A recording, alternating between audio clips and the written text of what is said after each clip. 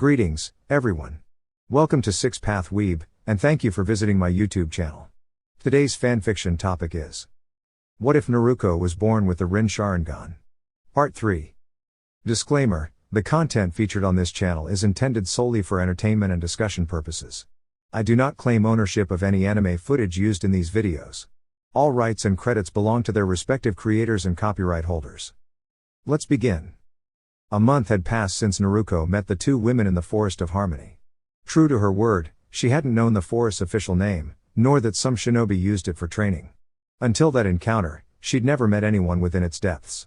She used to assume others stayed away due to the dense darkness and the many curious creatures that roamed freely. Occasionally, she could sense people near the forest's edge, though they never stepped inside. That had suited her just fine. It meant she could be alone in peace. During that month, Naruko had devoted herself to honing her sensory skills. She didn't want to be caught off guard. She spent long hours meditating, followed by her taijutsu training and physical conditioning. When she needed food, she'd track and observe wildlife, not just to sustain herself but also to understand and respectfully coexist with the forest's natural inhabitants. On this particular warm day in Konohagakure, the canopy of trees provided Naruko with shade as she walked toward a waterfall hidden within the forest. The waterfall, nestled high on the mountainside, supplied the river and streams she relied on. To reach it, one had to navigate past a rugged path covered with thorny bushes and large boulders, a small challenge for a shinobi, but Naruko had learned to move carefully, valuing the preservation of the natural beauty around her. As she moved through the forest, Naruko expanded her sensory awareness. She had become so proficient that she could, if she chose, extend her sensing range to nearly encompass all of Konoha. However, she avoided doing that. The village still held painful memories, and she preferred to keep her focus away from it. Still, she was aware of the familiar chakra signature that had been following her for several minutes. Rather than leap toward the waterfall as she usually would, Naruko kept to a slow pace, mindful of her observer. At last, Naruko came to a stop and turned around. She glanced up into the trees and crossed her arms calmly. "You can come out now. I'm not sure why you've been following me, but it's unsettling. Unless you truly mean to approach peacefully, it gives the wrong impression." A soft gasp came from above, followed by a graceful landing. It was the red-eyed woman Naruko had encountered before. "That was impressive," the woman said, a hint of surprise in her voice. "How did you sense me?" "You don't have sensory shinobi in your village?" Naruko asked, tilting her head slightly with curiosity. The woman gave a small, surprised laugh. "You're a sensor? Really? That's remarkable. Who trained you?" Naruko responded steadily. "Yes, I am. As for who trained me, that's not something I'm ready to share, especially since I don't even know your name yet. And I still don't understand why you've been trailing me." The woman's expression softened, though her eyes showed a trace of sadness. "You're more mature than someone your age should have to be," she thought before speaking aloud. "I'm sorry. I didn't mean to alarm you. I was only trying to make sure you were okay. You mentioned that you live out here, and I just wanted to check in. I never meant to be threatening." She smiled, a real smile, not one of obligation. Naruko could tell the difference. She had grown adept at reading people, not just through expression but through their energy. "My name is Yuhi Kurenai. It's a pleasure to meet you properly." Recognizing her sincerity, Naruko offered a small bow, something her mentor had once taught her. "It's nice to meet you, Kurenai-san. I'm Uzumaki Naruko." Kurenai's eyes widened at the name, her breath catching. "You Uzumaki? Naruko?" she repeated, visibly shaken. She cupped her mouth, overcome with emotion. Naruko took a cautious step back, alert but not in a defensive stance. She wasn't sure how to interpret Kurenai's reaction. Tears welled in Kurenai's eyes. She managed a small, trembling smile. "You don't know me, and this might seem strange. But I knew your mother." "You knew my Ka-chan?" Naruko asked gently, her curiosity piqued. "May I ask how?" "She meant a lot to me," Kurenai replied, regaining composure. "Though she wasn't my mentor, she taught me a great deal. I became close with her and her friends. Her name was Uzumaki Kushina. She was incredibly strong and kind."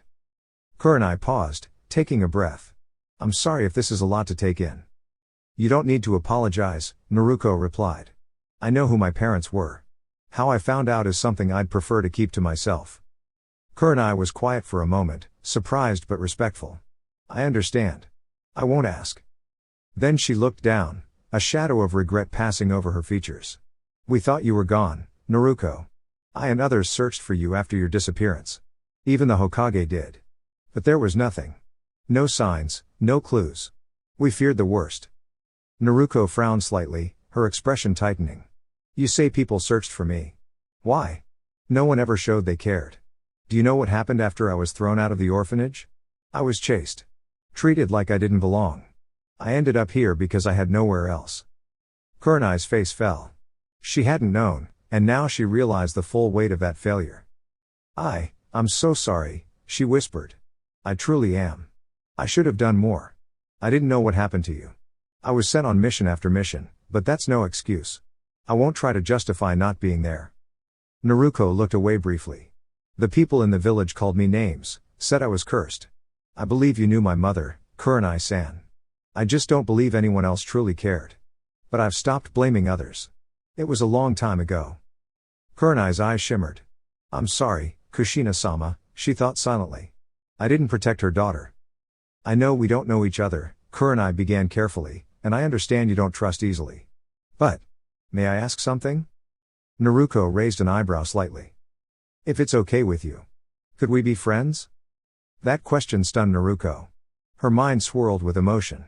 She never thought anyone would ask her that, not genuinely. And yet, Kurenai wasn't hiding any harmful intent. She meant it. Naruko stayed quiet for a while, considering, unsure of what to say. Then, without warning, tears began to form in her eyes. Despite her training and strength, the moment felt overwhelming. Kurenai saw this and gently stepped forward. She knelt and wrapped her arms around Naruko in a careful, warm embrace. The girl froze at first, unsure how to react to such closeness. It's okay, Naruko-chan, Kurenai whispered. I won't hurt you. I just want to be your friend. After a long pause, Naruko slowly returned the hug. Her voice trembled. Oh okay, Kurenai-san. We can be friends. Kurenai held her a little tighter, overwhelmed with gratitude. Thank you, she said softly. When they pulled apart, she smiled. Would it be alright if I spent some time with you today? I'd like to get to know you better. Naruko wiped her face and nodded. Sure. I was actually on my way to the waterfall to clean up, but that can wait. Kurenai glanced at her gently. Are you sure? I don't mind waiting if you need some time. Naruko thought for a second, then smiled a little. Okay. I'll be quick. As she turned to go, a quiet voice echoed in her thoughts, the voice of the one who had always been with her. She's different. I'm glad you've finally found someone to call a friend, young one. You'll need allies, and soon, it's time to journey to Uzushiogakure. But for now, enjoy this moment. Naruko smiled faintly, not knowing what the future would hold, but for once, feeling just a little lighter. Putting everything else aside as the Jubi suggested, Naruko began walking toward her original destination. Kurenai watched her step toward the cliffside wall and gasped in surprise when Naruko calmly started walking up the mountain using chakra. Either someone taught her that, or she's incredibly gifted to have figured it out herself, Kurenai thought, before deciding to follow her out of curiosity. She realized she shouldn't have been so shocked. After all, Naruko had already demonstrated her ability to sense chakra, but in the midst of all the surprising events today, that detail had slipped her mind. Mind if I tag along? Kurenai asked. Naruko gave her a nod, clearly not bothered by the company. Eventually, they reached a hidden waterfall, and Kurenai gazed around in awe. The trek had been tricky, especially with thorny bushes blocking the way. Naruko had asked her not to damage them. She loved nature and wanted to keep the place a secret. That small request made Kurenai smile. Naruko had chosen to share something personal with her, even if it was just a location. Kurenai had so many questions, but she held back, not wanting to overwhelm Naruko or risk pushing her away. Their friendship was just beginning. Once they found a dry spot near the waterfall, Naruko began changing into cleaner clothes, placing the ones she had worn on the ground to keep them dry. Kurenai respectfully turned her back to give the young girl privacy, something Naruko hadn't quite grasped yet but was beginning to understand. Using only water and her chakra, Naruko cleaned up as best she could. After a few quiet minutes, Naruko's voice called out, I'm done, Kurenai-san. Kurenai turned around to see the now clothed redhead looking a little cleaner, though she noted the lack of soap made a difference. I've never had a friend before, Naruko said softly, trying not to make it sound like a big deal, though it clearly was. She avoided mentioning the Jubi, keeping that promise. Would you like to spar with me? I've been training to become a shinobi. You probably noticed I can use chakra already, but I want to get better at taijutsu. It helps to have someone to train with. You don't have to if you don't want to, she added with a slightly nervous tone. Kurenai was touched. It saddened her that Naruko considered this her first friendship. She wasn't an expert in taijutsu, but she knew enough to help someone practice. Of course, Naruko. I'd be happy to spar with you, she replied kindly. I'm not the best at taijutsu, but I can definitely hold my own. Naruko smiled at the response and led Kurenai to a nearby open area that resembled a miniature training ground. Okay, let's begin, Kurenai said as she stood across from the red-haired girl. Kurenai dropped into a familiar stance from her training, while Naruko took up her own unique posture, right leg forward, left leg back, arms spread wide, almost as if inviting an approach while keeping her eyes locked on Kurenai. Kurenai tilted her head slightly. That's an unusual stance. What do you call it, if you don't mind sharing? Naruko smiled. I'll tell you after our spar. It's not finished yet, so I'm still working on it. Kurenai was even more intrigued now. I wonder who taught her all this. Or if she really taught herself, she mused. With no further words, they began. Kurenai made the first move, intentionally holding back a little. She wasn't sure of Naruko's skill level and wanted to be cautious. However, she quickly realized that she had underestimated her. Naruko moved so quickly and precisely that Kurenai found herself on the ground before she even understood what had happened. Stunned, she got back to her feet. I didn't even see you move, she said with genuine surprise. Naruko nodded. That's because you didn't take me seriously, she said gently. I've been on my own most of my life, so I had to teach myself everything I know. But I've worked really hard. So this time, try your best. I'll do the same, okay? I know you're holding back because you don't want to hurt me, and I appreciate that. But it's just a sparring match. Her words were mature, more than Kurenai expected from someone so young. It was impressive. With that, the real match began. Kurenai gave it her full attention now, and Naruko met her with surprising agility and skill. The two moved quickly, dodging and blocking each other's strikes. Despite the difference in age and experience, Naruko held her own with determination and focus. Time passed unnoticed, the sky gradually turning orange as the sun dipped lower. Kurenai eventually called an end to the spar, breathing heavily and feeling the day's efforts catch up with her. Naruko, on the other hand, was still standing tall, barely showing any fatigue. You really are incredible, Naruko, she said between breaths. Thank you for today. That was one of the best training sessions I've had in a long time. I had a great time too, Kurenai-san, Naruko replied with a small smile. And? Thank you. I wasn't planning to say this so soon, but I think I'm ready now. Thank you for being my first friend. Kurenai's heart ached a little at those words. She was both saddened that it had taken this long for Naruko to find a friend, and deeply honored to be the first. No, thank you, Naruko, for trusting me enough to let me be that friend, she said gently as she approached. I'm going on a mission tomorrow, probably for a week or two. But I'll be back, and maybe then, you can meet one of my closest friends, Mitarashi Anko. She was with me last time. If you happen to see her, maybe you'll find another friend too. But that's totally up to you. With a kind smile, Kurenai gave a small wave before disappearing in a swirl of leaves. She didn't give Naruko a chance to respond. She knew that if she stayed any longer, she'd want to give the girl a hug, something she wasn't sure Naruko was comfortable with just yet. Naruko closed her eyes and sensed Kurenai's chakra moving away through the forest. She felt a mix of happiness and longing. It felt good to have someone care, someone who wanted to be there. The memory of being hugged earlier still lingered, a warm, unfamiliar feeling she realized she truly liked. She reminded herself that Kurenai had forgotten to ask about her taijutsu style, but figured she might bring it up the next time they met. Later, Naruko ventured deeper into the woods in search of food. She gathered what she could, berries, roots, and nuts, then used her fire-starting skills to prepare a small meal. It wasn't much, but it was something she had learned to be thankful for. As night fell, Naruko curled up by her fire, thinking of her new friend and the peaceful waterfall they had visited. She also wondered what kind of person Anko might be. With those thoughts floating through her mind, she closed her eyes and drifted off into a calm and content sleep, hoping for another good day tomorrow. While her body rested, Naruko decided to enter her mindscape for a moment, wanting to speak to her mentor about something he had told her earlier. She soon found herself in her usual spot, calmly sitting on one of the Jubi's tails while gazing into the eye of the enormous creature. Jubi-sensei, earlier you mentioned I should go to Uzushio-gakuer. Why is that? Naruko asked with curiosity in her voice. Her mentor remained quiet for a few seconds before answering. Your training has been progressing well, young one. I believe you're ready to learn more about your abilities, specifically your eyes and the power they hold. Of course, only if you feel prepared. I suggested your mother's homeland because it is a secluded and peaceful island, far from the eyes of others. It's an ideal location for you to train without any interruptions. The Jubi paused briefly, then continued. There's another reason. During a conflict long ago, Uzushio-gakure was attacked. Afterwards, intruders attempted to access a secure vault. Most of them failed. However, because you are an Uzumaki, there's a chance you might be able to unlock it. It's uncertain, but perhaps you'll find something meaningful inside. Naruko nodded thoughtfully. She was always eager to learn and felt excited at the possibility of visiting her family's homeland, even if it was now uninhabited. When do you think I should leave? Naruko asked, her eyes sparkling with anticipation. Her youthful enthusiasm often amused the Jubi. As soon as you're ready. But before you go, I recommend telling your friend about your trip. She seems to care deeply about you, and it would be unfair to leave without saying anything. Also, you've mentioned wanting to become a shinobi, so speak with her about that too. Based on what I remember, there's something called a Shinobi Academy. You'll need to attend in order to become an official ninja.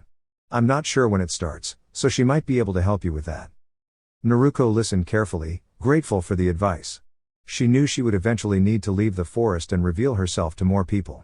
She also wondered whether the two women who had met her had informed the Hokage about her. Judging by the continued peace in the forest, it seemed they had not. After some time thinking it over, Naruko smiled and wished the Jubi a peaceful night before allowing her mind to drift back into rest, her thoughts filled with possibilities and plans. The next morning arrived quicker than Yuhi Kurenai had hoped. She was still a bit sore from the previous day and took her time getting started. With her mission set for 10 a.m., and the clock barely past 8 a.m., she began her morning routine slowly. After taking a refreshing shower, she prepared a simple breakfast, still wrapped in a towel. As she finished her cereal and began walking toward her room to change, an unexpected knock on the window startled her. It was unusual, her friends would never come by this early unless it was an emergency. Curious and slightly annoyed, she pulled back the curtain, only to be surprised by who she saw. Naruko? What are you doing here? And how did you find me? Kurenai asked, surprised and wide awake now. She soon remembered that Naruko had strong sensory abilities. I'm sorry to bother you so early, Kurenai-san, Naruko said kindly. I wanted to tell you I'll be leaving Konoha for a while. Since you mentioned you're heading on a mission today, I might not be here when you return. I didn't want you to worry or think I'd suddenly vanished. Kurenai blinked in surprise. Where are you going? And how long will you be away? She asked, her concern for the young girl evident. I'm heading to my mother's homeland to continue training. I don't know how long I'll be gone, but I need a place where I won't be disturbed, and that location is perfect, Naruko explained. Her words made Kurenai feel both reassured and curious. She appreciated that Naruko had come to tell her instead of leaving without a word. I understand, Kurenai said gently. Please be careful, alright? I know I can't stop you, but I do worry. You're strong, how strong, I can't say, but that doesn't mean you should go alone without caution. And I meant what I said yesterday. I'm your friend. Naruko gave a small, grateful smile and bowed slightly. Thank you, Kurenai-san. I'll be careful and return once I've finished training. She paused, then added, oh, and do you know when the Shinobi Academy starts? I'd like to apply. Kurenai thought for a moment. It's best to enter the academy at around 8 years old, but you can still join at 9. Any older, and it might be a bit tougher to catch up. You'll need to speak with Hokage-sama to enroll, since you don't have a guardian to sign for you. Naruko's smile faltered slightly, but she nodded. All right. Thank you again, Kurenai-san. I'll let you get back to your morning routine.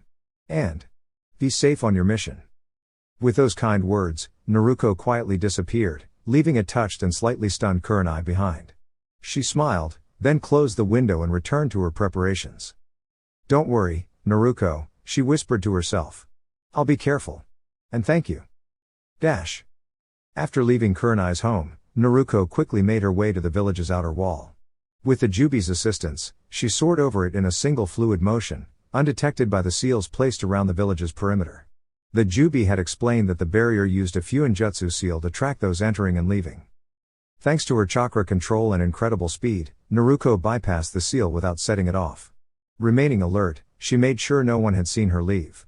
Confident she was alone, Naruko began her journey toward Uzushiogaku no Sato, leaping from tree to tree, the wind at her back and excitement in her heart for what lay ahead. It took Naruko 4 days to reach the ocean, where she planned to begin her search for a way to reach Uzushiogaku by boat. That was, until the Jubi informed her she wouldn't need one. Instead, she could run across the ocean's surface, guided by the massive entity's power. Normally, such a feat would be considered impossible, even for the most skilled shinobi. The Jubi had already told her how far the island was from the shore, and how difficult it would be for anyone to make the journey. Even with chakra-based water walking, the distance was daunting. Before anyone could even reach the island, their chakra would likely be exhausted. Moreover, the ocean currents were incredibly powerful. Staying balanced on the surface would require extraordinary chakra control, especially with the turbulent waves constantly threatening to disrupt one's footing. Then there was another challenge, the very reason the island had earned its name. Uzushiogaku was encircled by powerful whirlpools capable of tearing apart any approaching vessel. Reaching the island without a boat was unthinkable. Naruko herself initially doubted it, despite her immense chakra reserves and remarkable chakra control, enhanced by her dojutsu. Young one, the Jubi began calmly, you truly don't realize the extent of your chakra. The chakra I've given you continues to grow, making yours denser and more powerful than that of any being that has walked this world. To put it in shinobi terms, you possess more chakra than the entire fire country combined. Naruko stood in silent awe, her eyes wide with surprise. She trusted her sensei, the Jubi would never make light of such serious matters. Wow. That's incredible, Jubi-sensei, she finally said, glancing down at her hands, where she could feel the powerful chakra pulsing within. She silently hoped to learn more about her abilities, and everything the Jubi was willing to teach her. With newfound resolve, Naruko prepared to do what no one had attempted before. She sprinted onto the water's surface, heading toward the distant island that once belonged to her clan. She kept her senses alert, making sure no one followed her, something that made the Jubi proud. Unknown location. In a mysterious chamber, 12 figures stood in a circle, their forms projected as glowing holograms. Each one appeared distinct, with one masked figure bearing a visible Sharingan in his single uncovered eye. Beside him stood a strange, plant-like individual known as Zetsu. Unlike past gatherings, the atmosphere this time was tense. The masked figure and 2 others with spiky hair looked visibly frustrated, the former clenching his fists in irritation. Why has no one found the tailed beasts yet? If they had returned, we should have noticed signs of their chakra. Has anyone uncovered anything regarding them, or the tool we're searching for? The masked man demanded, his voice firm but controlled. Though he didn't expect everyone to have direct answers, he was growing concerned by the lack of progress. One of the spiky-haired members stepped forward. He stood near a woman with flowing hair and a man with similarly long locks. Nothing. No traces of the tailed beasts, not even lingering chakra. Even the residual energy some shinobi had absorbed over time has vanished, he reported, clearly disappointed. As for the item we need, no one seems to possess the ability to unlock it. I've tried to recreate it using the materials we've obtained, but the results were the same, no success, Zetsu added. His 2 halves took turns speaking, one more animated than the other, which remained completely composed. The masked figure shifted topics. And what of my clan? Are they willing to support the plan, or do some still resist the current leadership? There's a complication, Zetsu replied. The Hokage has learned of the planned rebellion and placed Uchiha Itachi as a double agent. We can't reach Fugaku now, he wouldn't trust our words, especially since Itachi is his eldest. Another concern is Itachi himself. He's growing powerful. His closest friend, Uchiha Shisui, recently disappeared after an encounter with Danzo. Shisui entrusted both of his eyes to Itachi before leaving. It's believed that with this, Itachi unlocked the eternal Mangekyo Sharingan, and possibly gained access to Koto Umatsukami. The masked man stayed quiet for a moment before responding. I expected resistance, but not like this. I'll handle convincing Itachi personally. Then, the lone woman among the group raised her voice. What's our plan now, Tobi? With the tailed beasts hidden and the Rinne-Sharingan out of reach, how do we proceed? For now, the masked man, Tobi, answered calmly, we continue building our resources quietly. Once Itachi joins us, we'll move forward. Konoha's influence is already weakening, and it's only a matter of time before they lose more ground. The meeting ended as the holograms slowly disappeared. Each member returned to their individual tasks, working in the shadows to support their cause. The room soon stood empty again, the only sign of their presence being a few faintly glowing fuinjutsu markings on the floor that faded into silence. Kanahagakure. Deep within a hidden underground chamber in the heart of Kanahagakure, 3 elders sat quietly, their expressions solemn and thoughtful. In the center, an elder with one arm bandaged and an eye covered by wrappings sat unmoving. In front of them knelt Uchiha Itachi, the eldest child of the current Uchiha clan head. A composed and respectful young ninja, Itachi kept his eyes forward, bowing his head lightly in acknowledgement. Itachi, has your father shared when he plans to begin the transition of power? Asked the elder with the bandaged face, his voice calm and without inflection. Itachi replied thoughtfully, my father is uncertain.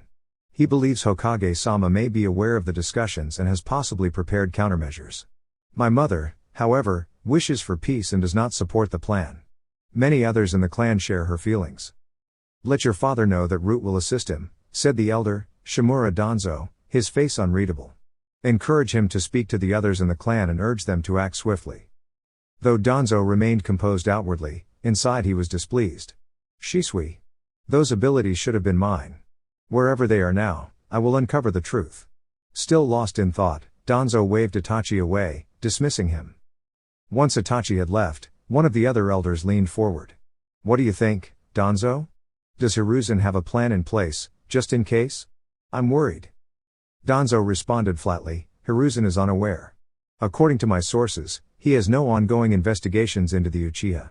The clan was relocated after the Nine Tails incident, purely for security, not suspicion. Ever since that event, the village has remained peaceful. However, Fugaku never let go of his frustration over being blamed. This is my opportunity to take leadership of the village, and I will not waste it. As the 3 continued to talk, none of them noticed a quiet black crow observing them from a shadowed perch. A moment later, it silently vanished, leaving no sign it had ever been there. Uchiha Itachi now sat in a quieter, darker location beneath the Hokage Tower, deep in thought. He was alone for a moment before the doors opened. Entering were 2 familiar figures, Sarutobi Hiruzen, the 3rd Hokage, and a silver-haired ninja with a face mask, his visible eye calm and sharp, Hatake Kakashi. Hokage-sama, Kakashi, Itachi greeted them with a respectful bow.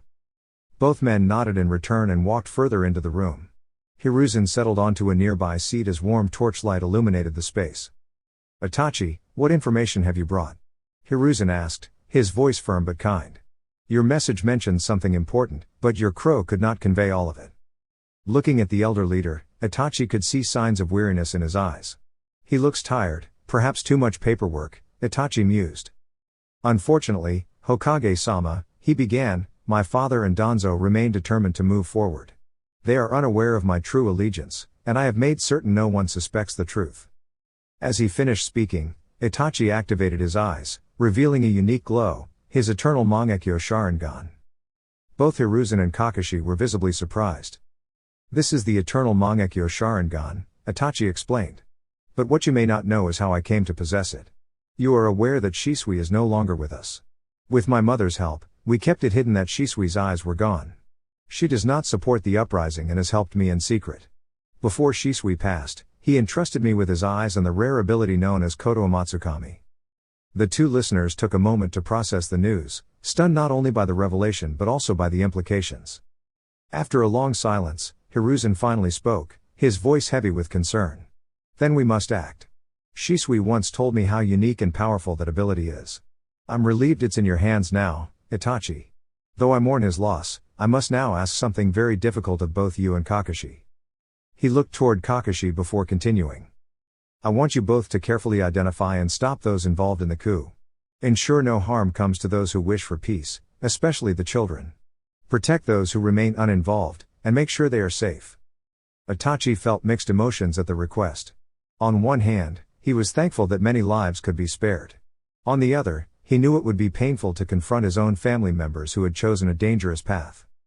Once everything is done, return here with your mother, and we will discuss what must be done next, Hiruzen said with conviction. As for Danzo, it's time we hold him accountable.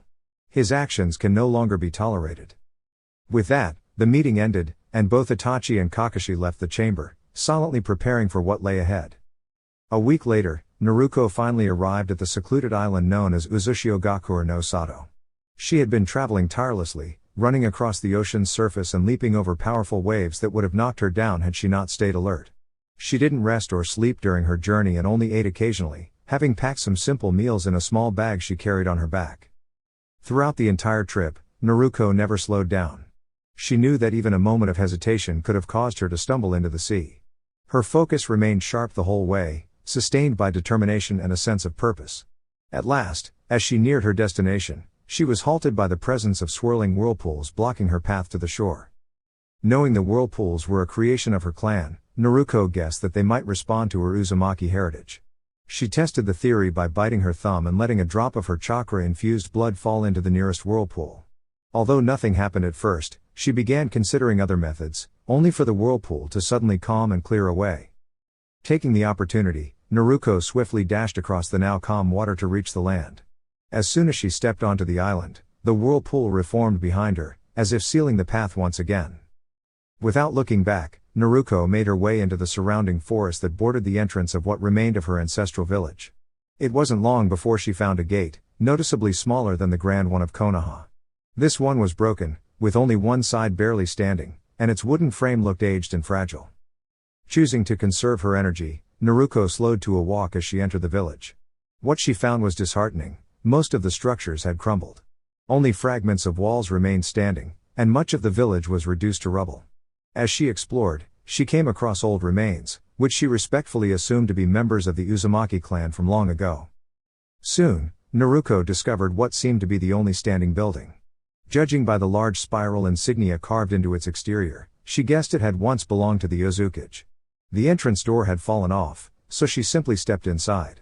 Despite the evident damage, this building had withstood the test of time better than the others. Curious, Naruko ventured further in, believing that if a vault existed, it was unlikely to be upstairs. She searched carefully for a way down and eventually discovered a hidden staircase behind a bookshelf. Finding that a little curious, she descended the steps and came upon a door, the only one intact so far. Opening it, she entered a long corridor that led to two enormous stone doors. Along the way, she passed more remains, though she noted they likely didn't belong to the Uzumaki clan due to the unfamiliar forehead protectors left nearby. Interestingly, the corridor was lined with what appeared to be inactive traps. Maybe they're too old to work? Or maybe this place can tell I'm an Uzumaki, Naruko mused. When she finally stood before the towering stone doors, she saw the Uzumaki clan symbol, a swirl, at their center, with an inscription above it, "Only an Uzumaki can pass." Not sure what to do next, Naruko bit her thumb again and pressed it to the symbol. The wound healed almost immediately, but nothing happened. Trying once more, she kept her hand pressed a little longer and suddenly felt a subtle tug, like something drawing in her chakra. "It seems the seal requires your chakra as well, not just your blood," said the deep, calming voice of the Jubi, speaking from within her mindscape. Naruko took a breath and placed her full hand on the symbol, carefully channeling a small amount of chakra into it. This time, she felt a stronger pull, and the giant doors slowly began to open. Along the corridor, candles lit themselves, casting a warm glow around the ancient hallway. Intrigued and a bit excited, Naruko stepped into the now revealed chamber. What she saw inside took her breath away. "Wow! There are so many books," she whispered in awe. Rows upon rows of shelves filled with books and scrolls stood before her, far more than she had ever seen, even more than in Konoha's public library. Naruko approached the first row, eyes wide with wonder. "This place is like paradise for anyone who loves to learn," she said, smiling brightly. She didn't realize she had just called herself a bookworm, something the Jubi found quietly amusing. The Jubi allowed Naruko to explore for a full hour. She found books on nearly every shinobi art, fuinjutsu, ninjutsu, genjutsu, taijutsu, and more, techniques for combat, defense, and skill building. She didn't understand how the Uzumaki had collected so many scrolls, but she accepted it with quiet pride, knowing it was her heritage. Eventually, the Jubi's voice called to her gently. "Young one, we have much to do here. I'd like you to begin with fuinjutsu, but for now, rest. You've gone without sleep for a week." Naruko finally felt the exhaustion catch up to her. Not arguing with the ancient being who was both a teacher and guardian, she ate a small meal and found a quiet spot to rest. Just as she began to drift off, the large doors slowly shut behind her with a deep, echoing sound. A soft glow emanated from the edges of the door, traveling along the walls and ceiling. The Jubi recognized this as a sealing barrier activating. "Young one, the seal you just saw hides all chakra within this space from outside detection. This is what I wanted to teach you first. Now that it has been activated for us, we can begin your next lesson when you've recovered your strength." Naruko gave a tired but contented smile and nodded, slipping peacefully into sleep. The next morning came quickly. Although she couldn't see the sunlight, Naruko woke up at her usual time, a habit formed over the years. She sat up, ate what little food remained in her pack, and stood to stretch. She still felt a little hungry, but the rest had done her good. "I need to look for food," she said to herself. "Maybe there's something sealed away in one of these scrolls. If not, I'll try fishing. I doubt there's much left living on the island."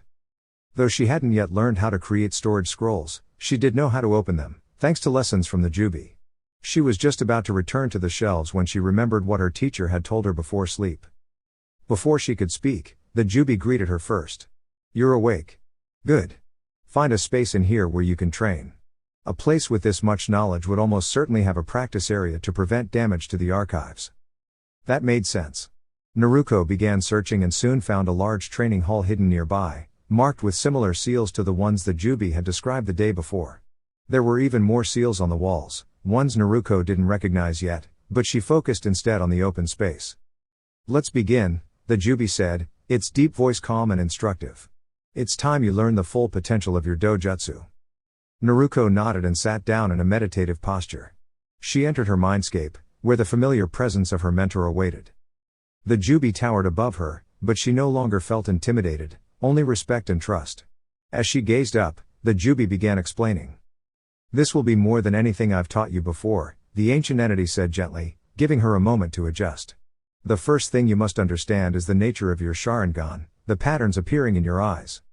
And with that, the lesson began. The red-haired girl already knew about the Sharingan and the Rinnegan. This wasn't the first time the Jubi had shared knowledge about them with her. However, this time seemed different. Naruko could sense that she was about to gain a much deeper understanding of her special eyes. Eager to learn, Naruko gave her full attention to her teacher. "There are 3 forms of the Sharingan," the Jubi began. "The first is the fully matured version, with 3 tomoe in each eye. The second is the Mangekyo Sharingan, an advanced form. Finally, there's the eternal Mangekyo Sharingan, which surpasses the previous 2. These legendary eyes, often associated with the Uchiha clan and the Sage of Six Paths, were considered powerful, but the Jubi saw them as incomplete compared to the vision it had granted Naruko. The Jubi explained that while the Sharingan could grant incredible powers, it often came at a cost unless further evolved. Naruko listened intently as her sensei described how the Mangekyo Sharingan could grant unique abilities, each specific to the individual. Only through deep bonds and selfless trust, like willingly sharing one's vision, could another gain both the eyes and their unique gifts. But what amazed Naruko most was when she learned that, unlike others, she had access to every known Sharingan ability, and even more that hadn't been revealed to anyone else. The Jubi paused. "You don't need to learn all about the Sharingan from me," it said. "There are still Uchiha in the Hidden Leaf Village. They may not understand your eyes completely, but they can teach you much." Naruko nodded. "Then I suppose next, I'll be learning about the Rinnegan?" she asked, already connecting the dots. She knew that the Rinnegan had only ever been awakened by the Sage of Six Paths, and even his was a simpler version compared to hers. The Jubi had kept the Rinnegan's full potential safe until now, only choosing Naruko as its true heir. "You're correct, young one," the Jubi replied. "While the Sharingan holds great depth, the Rinnegan carries even more." It began to explain the 7 original paths of the Rinnegan: the Deva path, Asura path, human path, animal path, Preta path, Naraka path, and the outer path. However, it clarified that the Sage of Six Paths had only been granted the first 6. The Jubi had reserved the final, more powerful paths for someone it truly trusted. To Naruko, the Jubi had given all 7, plus 2 more, the Time path and the Gravity path. These were abilities too powerful to entrust lightly. The Jubi had waited a long time to find someone worthy of them. Before continuing, the Jubi reminded her that these abilities required intense training. "You also have the potential to awaken your own Rinne-Sharingan," it said. "This is something I've nurtured in you over many years. Once you unlock your final tomoe, your dojutsu will reach its next stage, and only then will you learn the secret ability I've been saving for you." Naruko's eyes widened in awe. She looked at her hands, her voice trembling with emotion. I don't know why you believe in me so much, Jubi-sensei. I'm grateful, truly, but this is so much. I just hope I can live up to it all." The Jubi sensed her hesitation. That's exactly why I chose you, Naruko. You've never asked for power. You've endured so much and remained kind-hearted. That is why I trust you. You are not just anyone, you are my heir. Tears streamed down Naruko's cheeks as she looked up at the Jubi. Thank you so much, To-chan. I'll do my best to make you proud. You already have, the Jubi replied gently. After a few quiet moments, the Jubi resumed its usual posture, waiting patiently for Naruko to compose herself. She took a deep breath and nodded, signaling she was ready to continue learning. Now, let's talk about your paths, the Jubi began. First was the Deva path, which allowed her to control repelling and attracting forces. Then came the Asura path, which gave her the ability to enhance her body with mechanical enhancements and protective armor. The human path could read someone's thoughts through physical contact, revealing deep truths. Naruko gasped, this was an incredibly powerful ability. The animal path granted her the power to summon a wide array of creatures, including mythical beings known as phoenix dragons, noble hybrids of phoenixes and dragons. Next was the Preta path, which allowed her to absorb chakra and nullify ninjutsu. The Naruko path involved summoning a spirit that could help with truth-seeking and judgment, though Naruko found it mysterious and a little unusual. The sage could only use those 6, the Jubi said. Now let's talk about the ones that make your Rinnegan truly unique. The outer path granted control over life energy itself, which shocked Naruko deeply. The time path allowed her to influence time in limited areas, including slowing it or speeding it up within a certain range. And lastly, the gravity path, which gave her control over gravitational fields, on herself, others, or large areas, depending on her chakra levels. These paths are powerful, the Jubi said. But they're only a part of what your eyes can do. Now, let's talk about your Rinne-Sharingan. With this combined power, Naruko could use a Minaminaka, a space-time ability that let her create and move through personal dimensions. She could bring others with her as long as they were nearby. Then came Shin, Jukai Katan, which allowed her to summon the Divine Tree, a mystical creation of the Jubi. This tree could influence chakra flow and serve as a guardian. Finally, there was Infinite Tsukiyomi, a powerful illusion that could be cast upon the moon to place the entire world into a dreamlike state. The Jubi strictly warned her not to use this power unless there was absolutely no other choice. Naruko agreed instantly. I wouldn't want to use that. I want people to live freely. The Jubi smiled inside. I knew you'd say that. Naruko sat quietly, absorbing everything. That was a lot to take in, Jubi-sensei. But I'll work hard to master what I've been given. I won't rely on these powers alone, I want to grow stronger in every way. The Jubi nodded, proud of her response. As she left her inner world and returned to the real one, Naruko peacefully fell asleep, her mind swirling with wonder, purpose, and determination. Kanahagakur. Night had fallen over the Hidden Leaf village, casting a peaceful quiet throughout the streets. Most of the villagers had retired for the evening after another long and busy day. A gentle breeze rustled the leaves, while those still awake were either at home finishing up their nightly routines or enjoying time with friends in the local tea houses. Within the village's clan district, the Uchiha compound was more active than most. A small group from the clan had gathered within one of their private training grounds. These individuals, influenced by whispers of rebellion, were discussing matters in secret, their minds focused on change. A total of 25 Uchiha clan members stood together, prepared to act based on assurances they believed they had received from Danzo, who claimed the support of the root division of the Anbu. At the center of the gathering stood Fugaku, the Uchiha clan head, his presence commanding respect.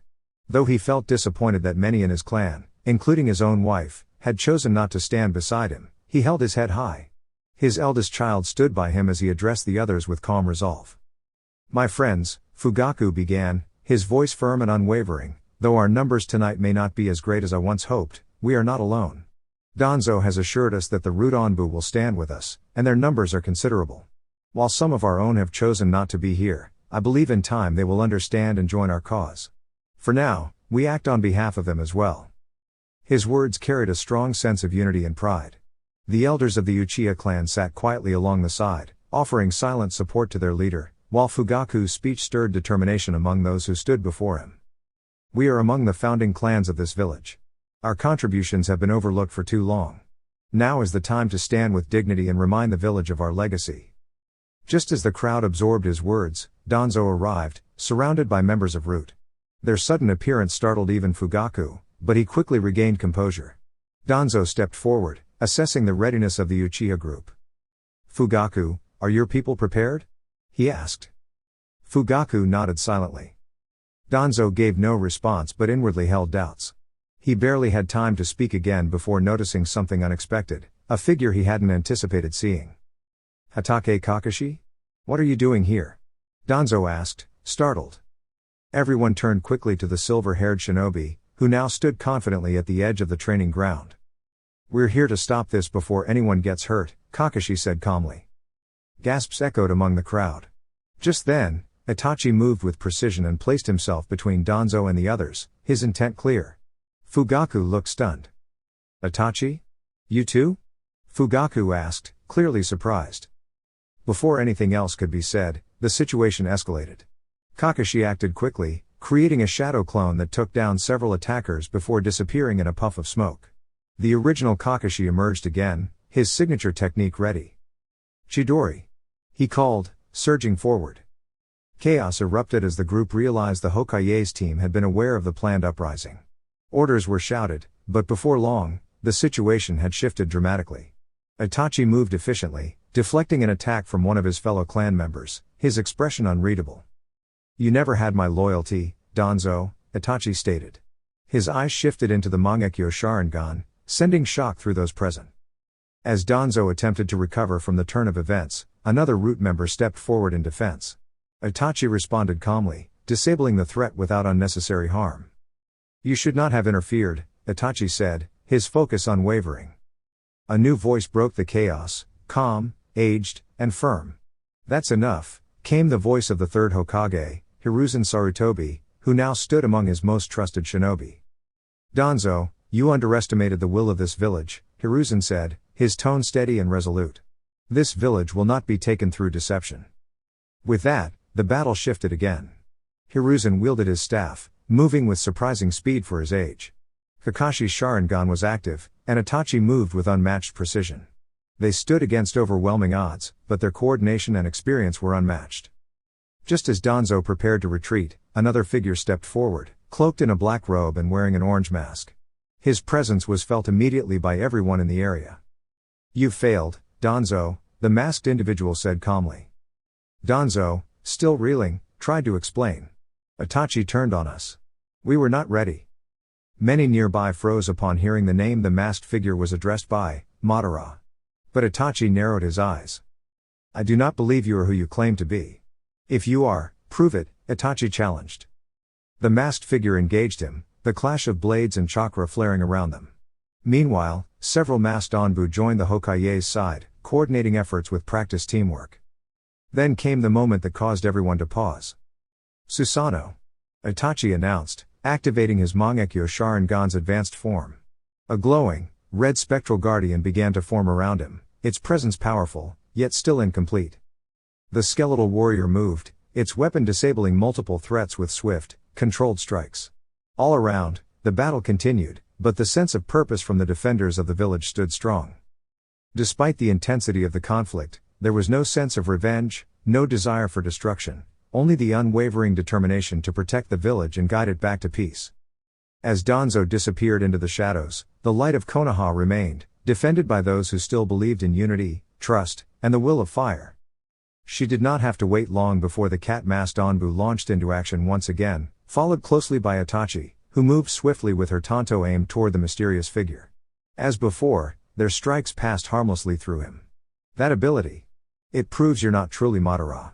He couldn't do something like that, Itachi said firmly, just as cries of alarm came from a distance where the Sandaime, Kakashi, and newly arrived Anbu teams were engaging the remaining dissenters who had opposed the peace of the village. The mysterious figure scoffed. This turn of events was clearly unexpected, especially with Danzo having already retreated. His plans now hung in uncertainty as his remaining allies continued to falter. The entire conflict lasted no more than 10 minutes. Hiruzen and his Anbu stood resilient, while the opposing forces had all but disappeared, leaving only the false Madara. They prepared to move in together, but the mysterious figure vanished in a swirling vortex that emerged from his revealed eye.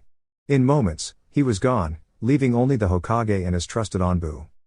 Relief swept through the group. They were thankful none of the attackers had made it into the village itself, sparing the civilians from unnecessary fear or confusion. Itachi, Kakashi, your next task is to locate Danzo. Nico, Boar, come with me. We have other matters to attend to, the Hokage instructed.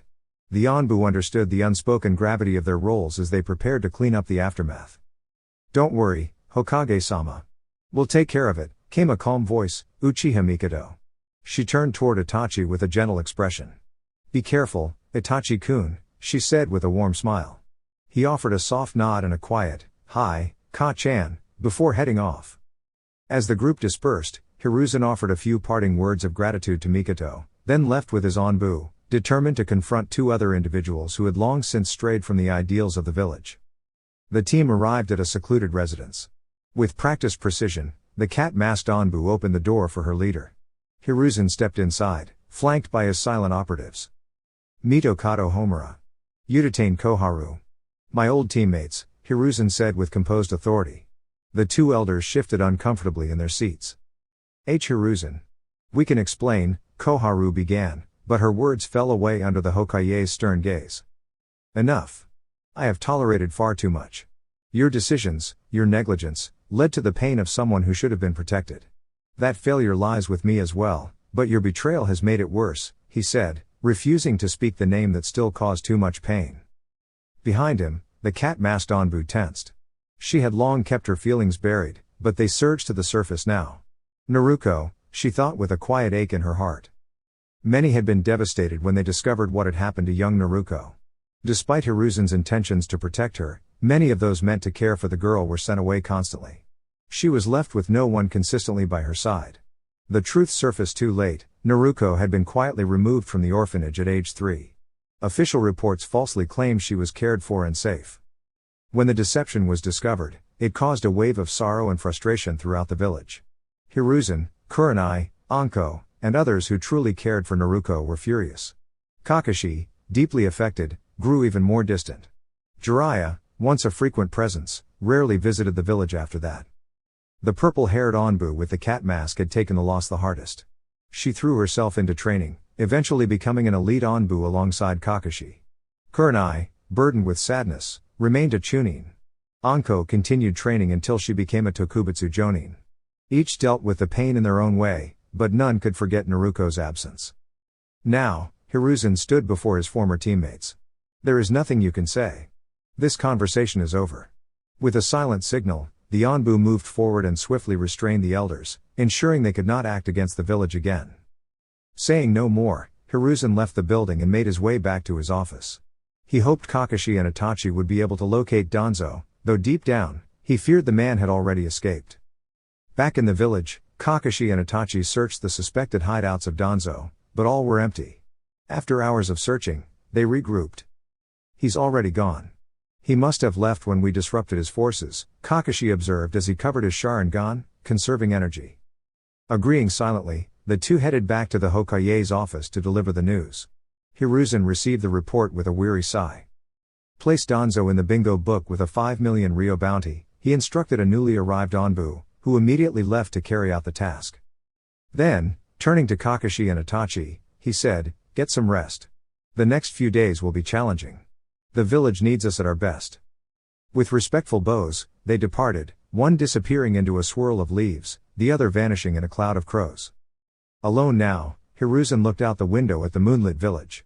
Naruko. I'm so sorry. I should have protected you better, he thought, the weight of past regrets resting heavily on his shoulders. Dear YouTube family. That's all for today.